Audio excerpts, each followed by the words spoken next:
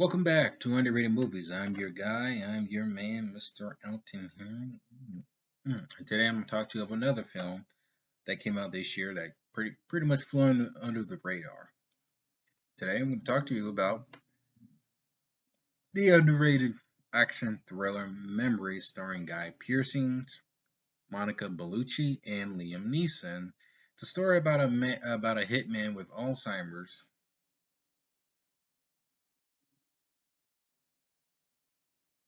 Alzheimer's? Yeah, yeah.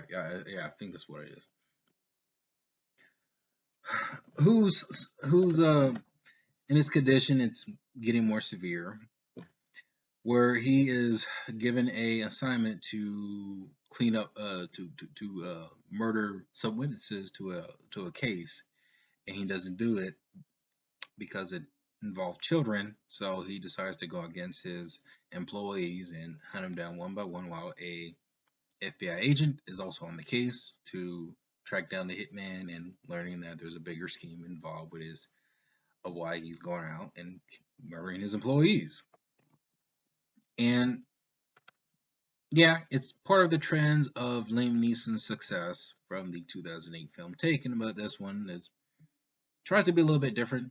Some generics, but it's different when it comes to more. I think this is probably one of the more story driven of his action filmography. And given that of his age, he doesn't do a lot of physicality, and if he did a lot, it would be beyond belief. This is more of a story driven thriller. It's more of a film that's more, I would say, old school. This is an old school kind of like action film where it's more story driven with action elements into it, but to its core, it's more, again, story based. And I really appreciate this film, and I really enjoyed it. Similar to Mark Campbell's other action directed thrillers with Edge of Darkness and The Foreigner, where we don't normally get these kind of films anymore, where it's kind of political, but it's also kind of procedural and adrenaline rush action, but more so with story. Uh, we don't see these kind of films anymore. Liam Neeson plays the hitman, who's kind of has a little code of conduct, but when he discovers that his Alzheimer's, his condition is worsening, that he can't even remember where he put his car keys on a assignment, he starts to reconsider the possibility of retirement until until a friend of his recommends him take one last job to eliminate the witnesses to this case that's going on, and he doesn't do that, and the employees get upset with him to not to he pulls out of the job. So you kind of have this kill or be killed FBI chasing Liam Neeson all over. Liam Neeson kind of goes back and eliminates his employees and use the information that they're trying to get as leverage. So it's kind of like this back and forth. It's a formula that we've seen before, really, in any other action film that deals with conspiracy and covering your tracks. But what I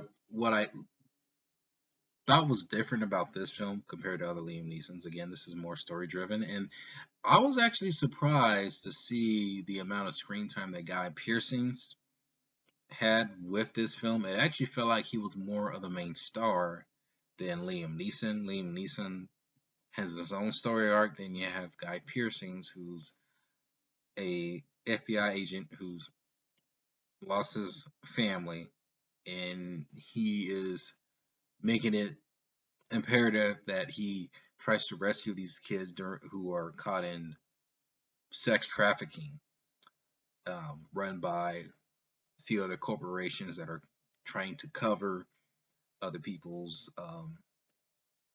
involvement in it, and also calls with money laundering, that he becomes very dedicated to stopping those who commit such evil um, acts like that. You're more you're rooting for him more than Liam Neeson.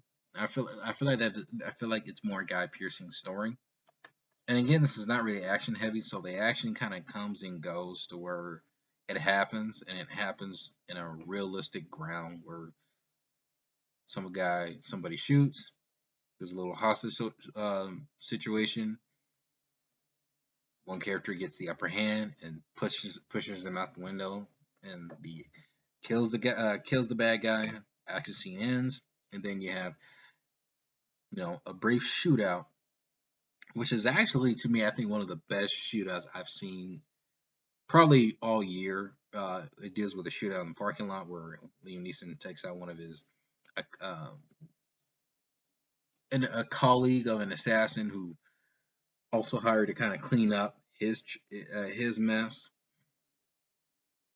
And it's not a long action scene, but the way that it kind of just comes out and starts happening, it really kind of gets intense. Like I thought it was a very intense scene. Like the shootout in the parking garage was pretty cool and very intense heavy. And I really miss films like this that really tries to tell a compelling story, but it's more driven on thriller. Um, really, films like these nowadays are kind of rare or on a lower budget. Like the film, I think the budget was like 30 mil. I think the box office of this film was like 10. Hardly anybody saw it. Hardly anybody.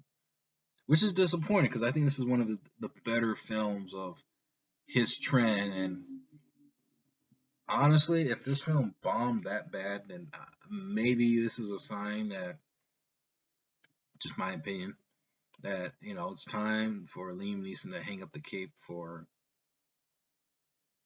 doing action movies. And I'm assuming the incident with him with that interview a few years back kind of drew some controversy and hurt his reputation a little bit. But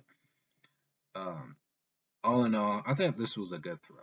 I thought it was very smartly written, very convoluted, and very well plotted. Especially, with director Martin Campbell, who's known for also directing Casino Royale. I think he's one of the best action filmmakers, especially how he shoots his films, where you can see the action and it's very up close.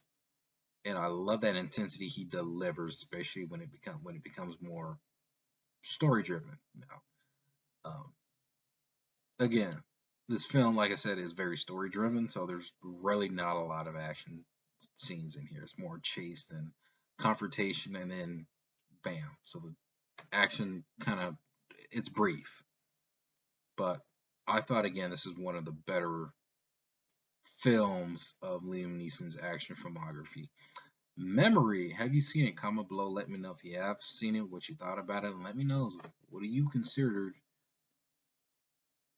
is one of Liam Neeson's most underrated film, and what is your favorite underrated movie?